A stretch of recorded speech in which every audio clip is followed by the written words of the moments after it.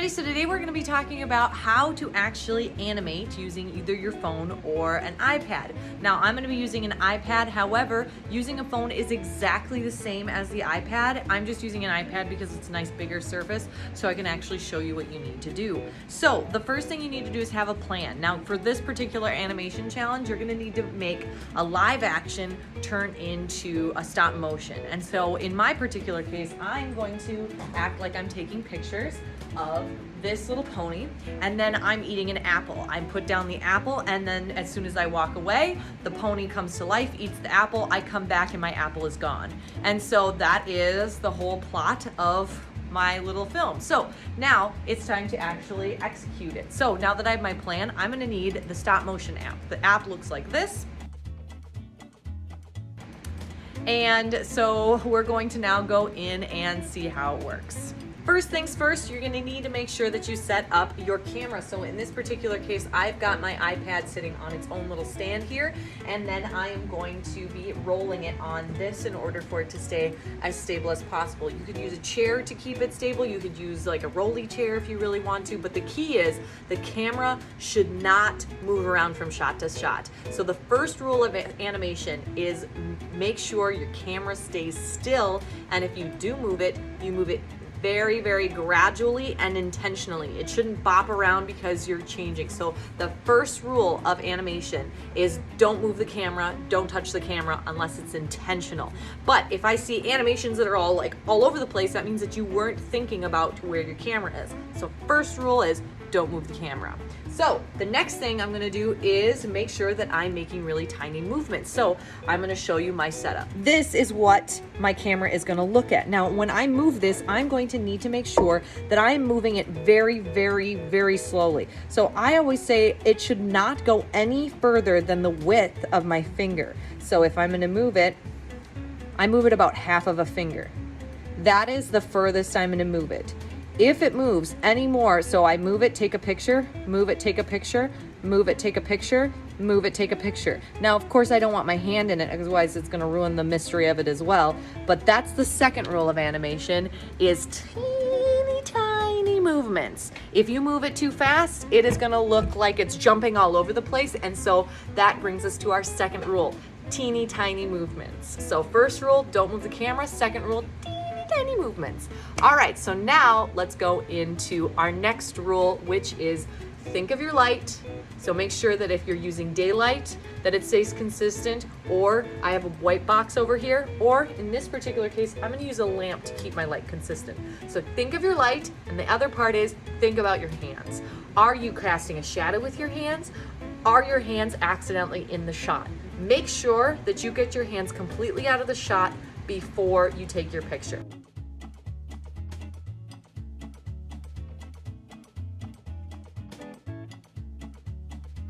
So here's a time lapse of my animation session, and what I did was I filmed it chronologically. I did the live action, and then I switched to the stop motion app, and then I did the animation part, and then I went back in and did the filming for the end. And the reason why I did this is because the apple is actually uneaten in the first part, and then it is eaten in the second part, and so to save on just a bunch of fruit, I just tried to get it all done in one shot. Now, I did several takes of the live action just in case some of the film didn't work, but I had a very concise plan before I started, and you can do it in one sitting as long as you have a good plan.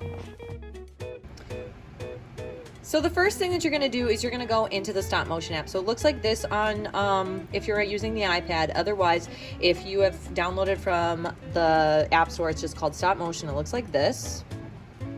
And once you bring it in, it's going to be a horizontal framed program. Now, I have already got this current program in here, so I'm going to go back so you can see when you first get into the stop motion device, what you want to do is go to new movie, and then you can go through a walkthrough. This is a little tutorial in it, but I'm going to say dismiss for this particular one. And then you can it only works with the rear facing camera. So as you can see here, what it's looking at is my hand and stuff.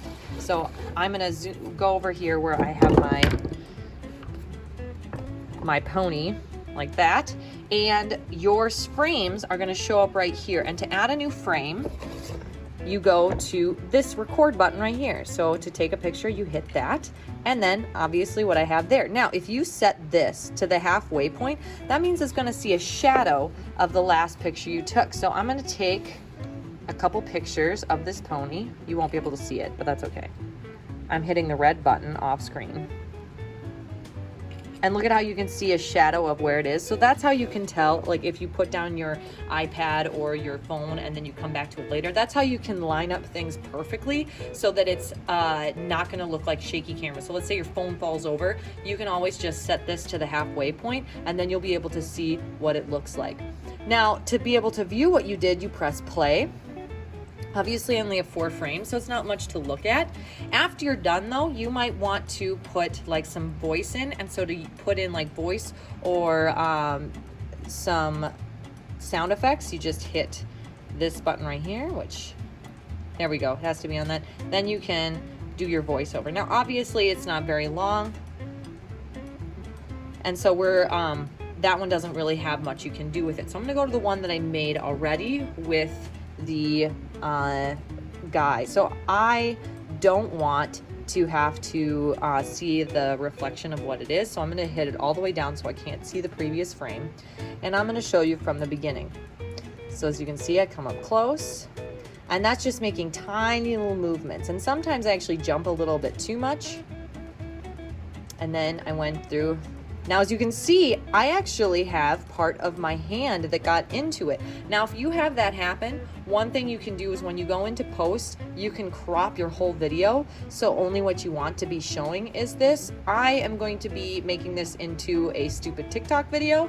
And so I'm going to make this whole frame vertical in the very end. So I don't have to worry about those hands, but try and watch for those. I tried to get as many as I could out of there when they were happening. But sometimes, especially since I was taking pictures with this hand and I was moving things with this hand, sometimes I wouldn't get my hand out of the frame fast enough for my other hand. So one thing I would kind of suggest if you're doing this is while you're taking pictures, make sure that you are taking pictures and moving with the same hand. I broke my own rule of making sure I knew where my hands were at all times. The other thing that seemed to go a little weird is near the end here, the color changed. And I don't know why that is. This camera has a natural ISO, and what I think happened is when this was up straight, it may have was reflecting differently, but my light didn't really change from one shot to another. So just like, this is how dramatic that change will be though. But I don't think that it's too big of a deal right here. It just looks like it was 2 days of filming. So I broke a couple of my rules. The most important rule though is small movements and don't move the camera. So just to review this app, you're gonna see your pictures come in. This is to add a new picture. This is to take the picture. This is to view the video. And then over here in your gears, this is also an important one to see.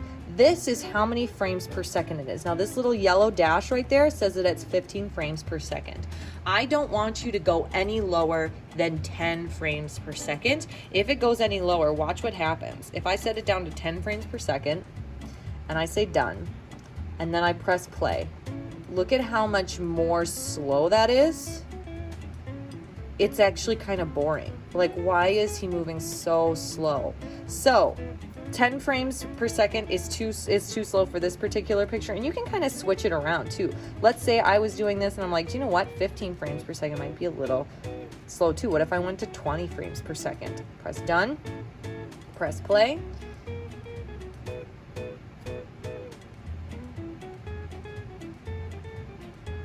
Actually, I kind of like 20 frames per second because it kind of has that urgency, like he was left alone and he now wants to eat the apple as fast as possible. So I might leave it at 20 frames per second. So that's how you can change the speed of your animation as you're going. Now this little button here, this allows you to add files or clips. I'm going to edit everything in Splice in the end, so I'm not really going to be doing anything with this because title and credits are going to be done in Splice. Adding images, I don't really need to do that right now. If you were doing it all on your phone, you could add in your images that way. I'm not going to bring in clips, but if you do want to play around with it, those are some options for you. All right, so to export it so I can actually edit it, I go to this button right here, and then I am going to go to select up here. I select the one that I want.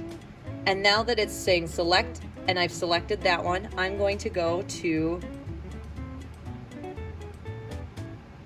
this guy right here. I was just making sure it was the right video. I wanted to make sure I didn't accidentally take one of my other videos out. I'm gonna export my movie. I'm gonna save it to my videos, and then it's going to prepare it, and then it's gonna save it into my photos. So if I go to my photos, I can now see my final little performance. So I just finished editing. So now what I need to do is I need to splice between my live action, which I took with my regular camera on the iPad, and then I'm going to bring in the animation that I did in the stop motion animation site.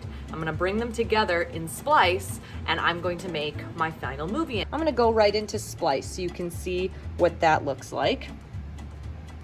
So once I'm done, I'm going into Splice, and the reason why I'm using Splice instead of the Filmmaker Pro for this particular one, I'm gonna switch this around so you can see it better. The reason why I'm using Splice for this one instead of Filmmaker Pro is because it doesn't have the watermark once it's done, and Splice is just a little bit easier to use for fast editing, whereas some more intense editing, I will always want to, make sure I'm using Filmmaker Pro because I have a little bit more options. The iPads that you are using have the paid version of Splice, so you have a few more features on it. So I'm gonna press these, and I'm gonna bring in all of the clips, even if I don't use, so this is my animation, right here. So I'm gonna just bring in all of these, and I can always delete the ones I don't want easier than I can add them. So I am going to, again, switch it to, I'm actually gonna switch it to just vertical. All right, so now I'm working vertically. So if I look through this one I came in not crazy about it, so I'm gonna delete it. I came in with this one, again, not crazy about it, I'm gonna delete it. This one though I liked because I started with my camera. It looked like I was making decisions. I ate my apple and then put it down. I'm gonna delete this one. There I look like I was eating my apple and I set it down. I kind of like that one the best. So then I'm gonna delete this one. And like I said, video, it's a lot of takes, making sure you get just the right thing. So then I have him do his thing. So I have to move this one between. There we go. Now he's doing his thing. And then this one, I'm coming back. I'm gonna delete this one. I like this one the best. So I'm gonna size it down to there. I'm gonna also size this one down to here. There, one just out of the frame. All right. So there, now it just comes to where the light comes on. All right, so I've gone through, I've edited down, I've made sure that everything's working together, and now that I'm happy with all the splicing, I'm gonna see what it looks like.